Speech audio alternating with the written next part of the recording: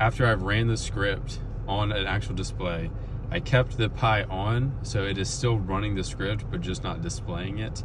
And it is plugged into a power bank that is actually keeping the Pi running. And then the GPS is on top of the dashboard to actually allow it for a good connection to the satellites above. Okay. So now we are taking a trip, just going on, and it is using triangulation between these cell towers to actually determine the location of the GPS. And then as the GPS is moving, it is taking that distance that it is moving over the amount of time that it is actually like changing, and it is turning that into a speed, because it is distance over time is actually what determines velocity. So as we're taking a little trip here, I will then, after it has logged the data, I will then go and actually go in and do a data analysis on the data that it is taking in right now.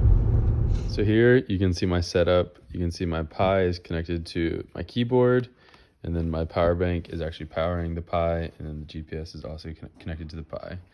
And then going over into the script in actual Pi OBD, I uploaded a file and created a file called log, and then that's where all of the files for the actual GPS are going into. And then I created this Pi OBD Pi, and then I ran the code sudo python GPS logger 3241 McLaren.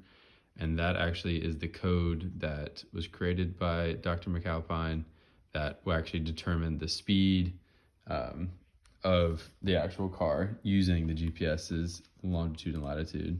So going into here, you can see the actual file of the speed, the latitude, and the longitude of where the actual car was going and how fast it was going. So it created a lot of data points.